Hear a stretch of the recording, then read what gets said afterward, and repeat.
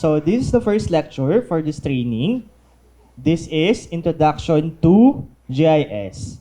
So, sino po ulit? Anyone with previous experience or learning about GIS? Pakita po. So we have around 50% po, no? So it's important for us to introduce the basic. Alright po? So in this presentation, we will talk about the definition and GIS process, key components of QGIS, significance of GIS, use cases and applications, and overview of the tool that we will be utilizing, which is the QGIS. So anyone, are you familiar with the site? Anyone? That's Fort Santiago? Ano po? San Pedro. Located in?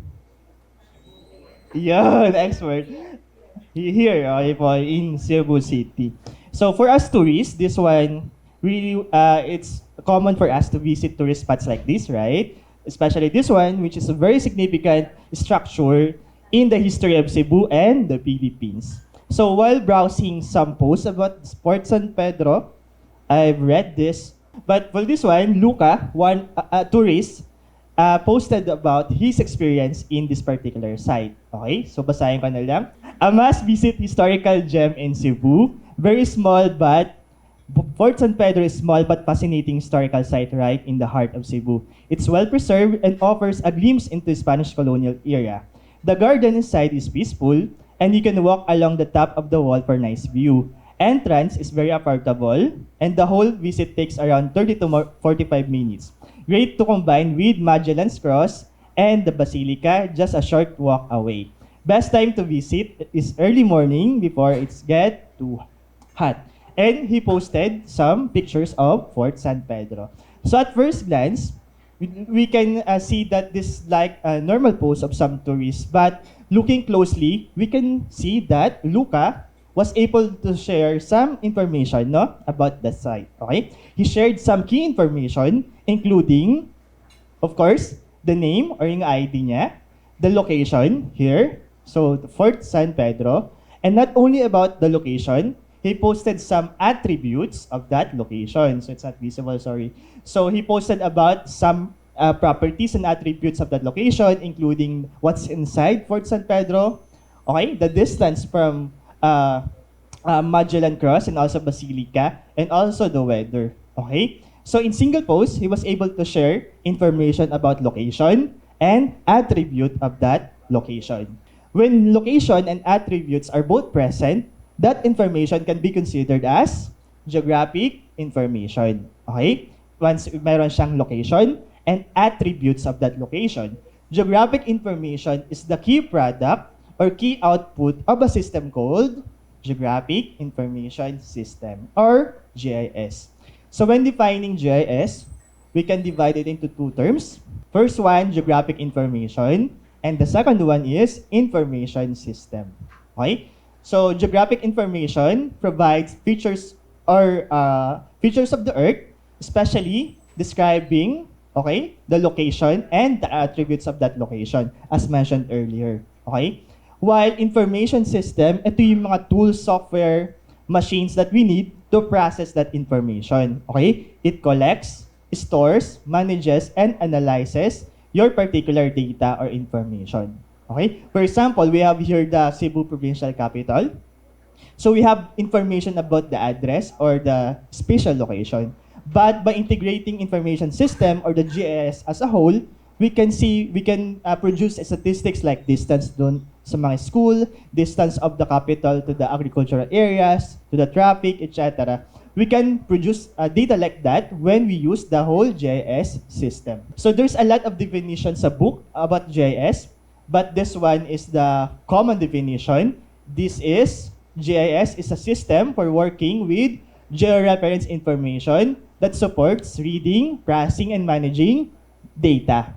Okay? Kailangan meron siyang spatial location and attribute or thematic information. Okay?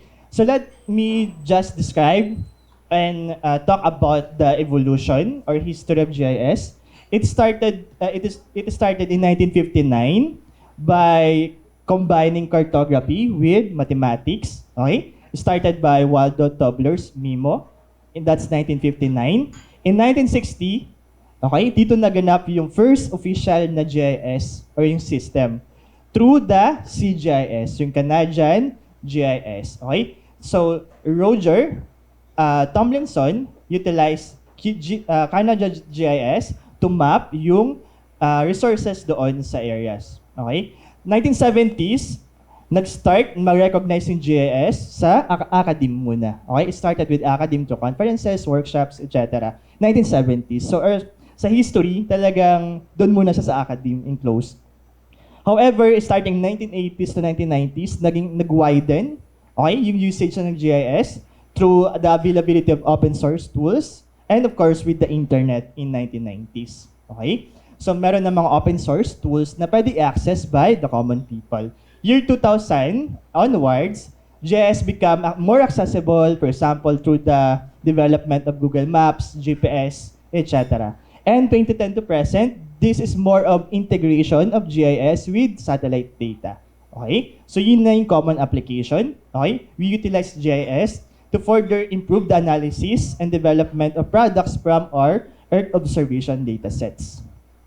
This is the life cycle or flow of GIS, starting with your raw data as the input, then papasok siya doon sa actual system. Your output will be your important or information. Okay? This is the detailed one. So for the data, it will include yung input data natin like maps, surveys, etc. Then the system will include your storage, machines, software that will process your input data. Then for the information, these are your products, including maps, okay? Also platforms and GIS platforms. So from data to information, the important way or factor here is the actual application of your system. So these are the common or key components of GIS. We have the data, the people, hardware, software, and applications. So data, this is the core of GIS. It refers to your spatial location and your attributes. That's your data. Application, this refers to the specific real-world problems that you want to solve, okay? Supporting decision-making in areas like urban planning, etc. So, importanteng malaman yung applications because we can save resources and we can save time. For example, if you want to do flood mapping, what are the important key input data and what are the data that you don't need, okay? For us to save resources, you will only need to input or process yung related na data sets, okay? That's why you should have learn about your applications as early as possible. The software refers to the tools and programs that allow users to process, analyze, and visualize data. So in our training, we'll be utilizing QGIS. Okay? So why QGIS? We will learn it later. Then we have your hardware, our laptops, or the physical equipment needed to run GIS software and store and process data. Of course, people. Okay? So regardless if you have AI or advanced AI or other technology, still we need people because we will do the analysis and we know the actual requirement for a specific maps or products that we want to develop, okay? So the people are the users who manage, analyze, and interpret GIS dataset, okay? So these are some significance of GIS or some applications of GIS. It can determine or give us information about location of a data, location information. We can do temporal analysis to know what's the difference of a particular cover through time. We can also do spatial analysis, site stability, system modeling, and simulation. So we'll discuss it naman later. Okay? So some other significance of GIS, it's very important in agriculture, NRM, planning, transportation, environmental sciences, and a lot more. In science, these are some of the applications of GIS. It can be utilized in climate change analysis, land cover mapping, ecosystem monitoring, biodiversity mapping, environmental impact assessment, hydrological modeling, and atmospheric studies. So let's start with some applications of GIS foundations. The early application of GIS relies more on the application of its foundation, especially cartography. Okay? So cartography yung isa sa mga foundation ni GIS. Okay? So we know the expedition of Magellan and Ilocano, no? So they utilize maps to help them navigate the country. For example, this is an early map of Cebu. If ever you have seen these maps. So this is Cebu here, or Subo here. And we have here, it's not visible at all, a chart of the channel in the Philippines wherein it shows the location of the galleon trade here. So as mentioned, the applications or early applications of GIS is more on applications of its foundations like cartography. This is also another example of a map, early topographic map of Cebu City dated 1842. Okay? So with this map, you can see some elevation data. Not only that, actual representations of the boundary of the barangays, of the villages, and of course, delineation of the roof of the houses, and of course, of the shoreline of the coastline. Then we have here another topographic or map of Cebu dated 1899. This one is more present data from the U.S. Coast and Geodetic Survey. You can see here the sign or the legend, no? We have here cabeceras. Cabeceras are province, right? Then we have here pueblos, towns, barrios are villages. We also have here some roads, etc.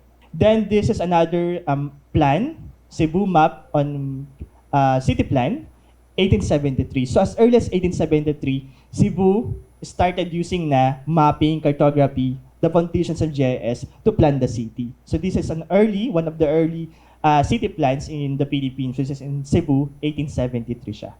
Okay? Then we have recent applications. Of course, there are recent applications.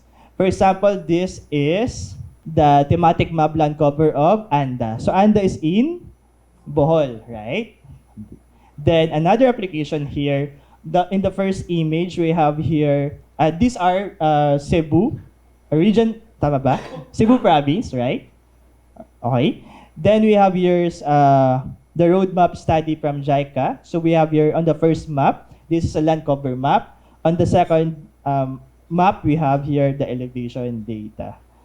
Actually, I want to post muna the presentation. I want to forward the slide. Is it okay po? So you can appreciate what I'm seeing. All right. So while installing the software, you can visit this site. So you can download the PDF copy of our lecture for day 1. So you can follow later with our succeeding lecture. Okay. Then maybe we can start or we can continue with the discussion while you are installing, no?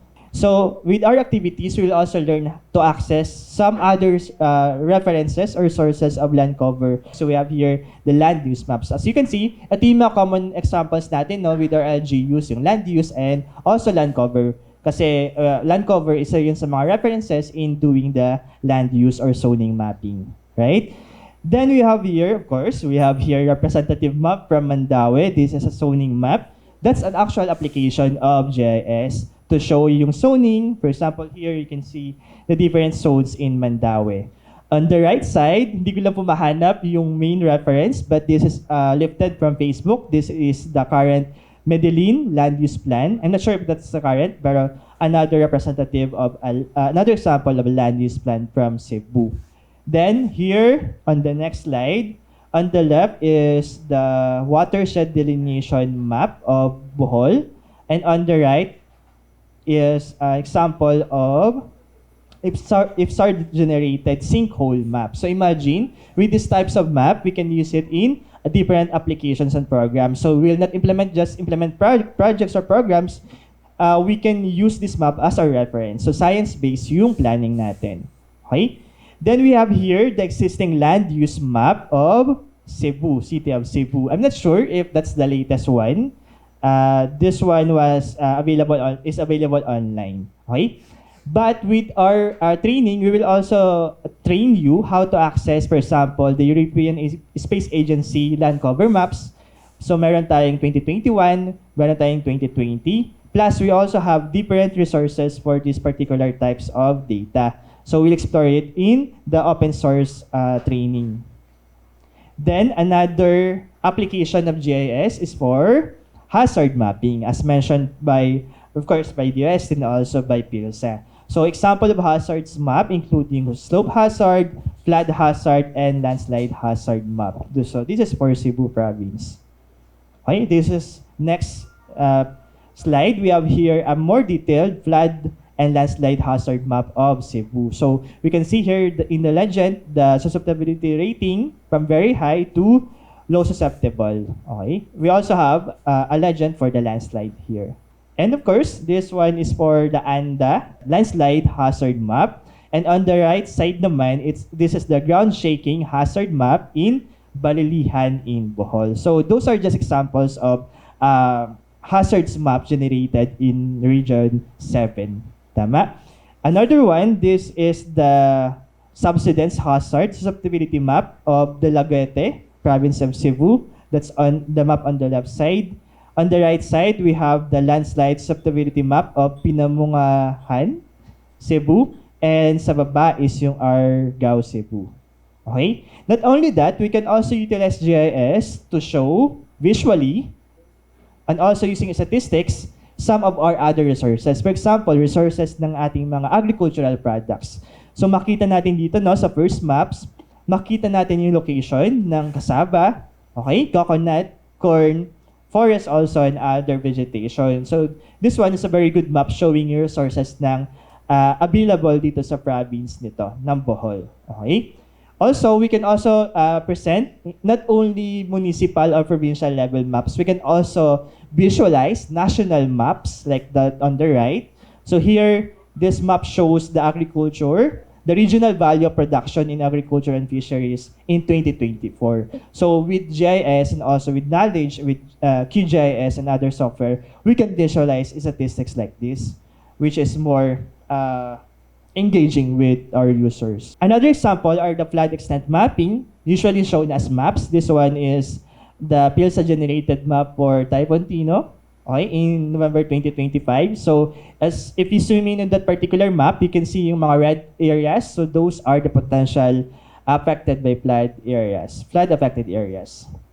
Okay? So we have a specific activity or exercise on flood extent mapping. So you will appreciate how to visualize, process, Sentinel data to visualize potential flooded areas. This one, another example for Region 7 as affected by Typhoon Bashang. Okay, this one is ganun din. Typhoon Bashang din siya. Sa Negros Oriental side. And of course, this is one of the very significant products of PILSA during the earthquake last year.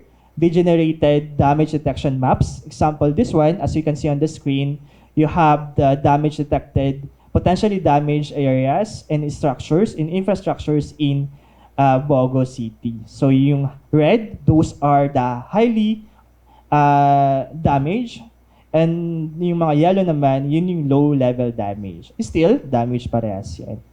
So with these maps, this is very useful, of course, for post-disaster management and intervention ng ating LGUs. Okay? So not only that, yung GIS, ginagamit din siya on the next slide for other recent applications. For example, during the COVID, no, we utilize maps. Ito yung common na nakita natin. We utilize map to visualize yung distribution ng cases, okay, saan yung mas marami, saan yung konti. So it helped us, our policymakers, for example, to better decide ano yung priority areas and how to stop, of course, the further paglaganap nitong COVID cases during those time. And on the right side of the map, on your screen, you can see the informal settler map. So imagine, meron silang informal settler map. So this is a very useful map for planning purpose, no? Okay, next slide. We have here social media post, no? So hindi lang siya talaga for mapping na LGU level. We can even use GIS to present maps and information for your online viewers or public viewers. Okay? For example, in this post by Sugbo, it presents the fault lines in Cebu, the first one, no? And in this particular post by DRRMO of Alegria, they mentioned that their town is really part of that active fault line system. So showing those through maps. Okay, next we have here the Hazard Hunter mentioned by RD Tristan earlier, no? So this is funded by, of course, by the OST and superheaded by, of course, by PVolks. So with this map, you can see the link, no? If you're not yet familiar with that particular site, you can visit that site later. That's the hazardhunter.georisk. You can visualize together the different hazards present in your particular site of interest. So kayo mamimili ng area, okay? You can visualize some hazards na related to volcanic hazards, seismic, and even mga floods and other hazards in your locality. Okay? So that's another example of GIS application, visualizing your available datasets and integrating different datasets from multi-institutions. Okay? On the next slide, it shows that we can also utilize GIS to assess our natural resources like mangroves, for example. Nakita po sa slide, no? So for example, we have the recent 2023 PhilSA DNR mangroves. Okay, so nakita nyo, no?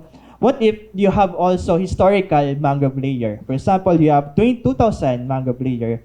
So with GIS, you can just subtract the layer and you can calculate the mangrove loss layer. So maganda, no? So meron siyang applications especially for coastal resource management and of course with our interventions na dapat doon sa site natin.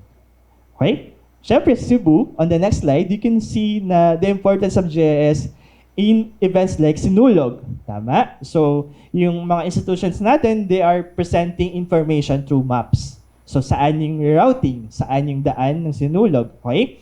So, it's better visualized. So, mas na-appreciate siya ng ating mga community. For example, in this one, the traffic advisory for the Sinulog 2026 is also shown on the right side. So that's one of the applications, recent applications of GIS. Next slide.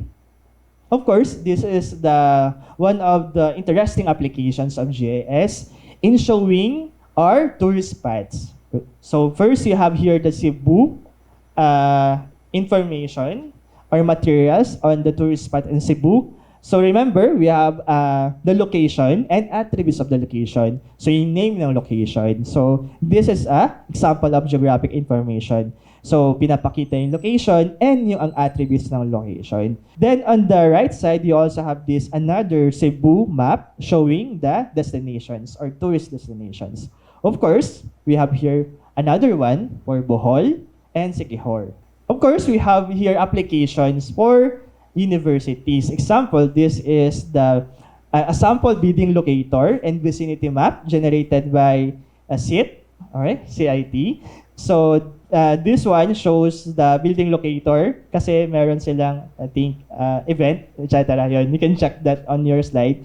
So with this one, hindi maliligaw yung students, no? Kasi guided sila by maps. Okay? There's an information on the location, anong building, so there's an attribute also. Of course, we have a participant from USC, so we have your example of USC map. This is the overview, the USC downtown campus map showing the buildings in that particular campus. Then we also have here the campus map on your next page or next slide in your copy. We have here the traffic management plan of the Philippine Science High School during an examination. So they show the information through maps.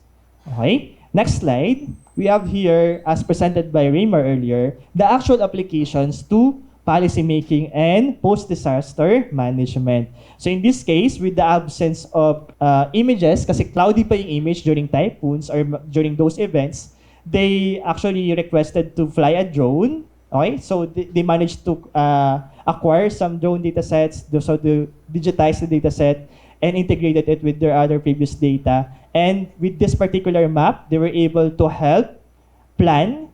They have the OCT Davao region to plan ano yung priority areas and potentially ano yung areas that are damaged because of that particular event. Okay, so in summary, we can use GIS in spatial analysis, data integration, visualization, and automation. Okay? So yung next part will be an overview of QGIS. This is a pre-installation na siya. Okay? Pero since we are now installing it, in case meron po bang problem with installation QGIS, wala naman. Iikot po kami ulit. But pag wala na pang problem, we can proceed with this one. Okay? So bakit po QGIS yung gagamitin natin? Again, you have copies po in case hindi clear or visible yung nasa screen. Tuloy-tuloy po yan sa PDF copy nyo. So this is QGIS. Bakit QGIS yung gagamitin natin? Why not ARC? Why not Envy, etc. So QGIS, meaning Quantum GIS, is an open source geographic information system software. Yun yung main reason, open source siya. You don't need license. Meaning, pwede siya ituro sa LGUs. If you want to echo this training to your colleagues, it's easy because they can just download it also online. Okay? Unlike ArcGIS, we need license. So unless you have funding in your LGUs or universities, you can also use other software, proprietary software. So again, this is an open source software. There's a lot of support from the community, QGIS community, and also, ayan, there's an active global support from the community. So may mga users to develop mga plugins and other materials or resources for QGIS. Lastly, compatible naman yung dataset between GIS platforms. So whether your dataset was processed in ArcGIS or Google Earth, you can load it and process it in QGIS. So may co-integrations din na possible. Okay? So this pre-exercise 1 is already done or being done, the QGIS installation.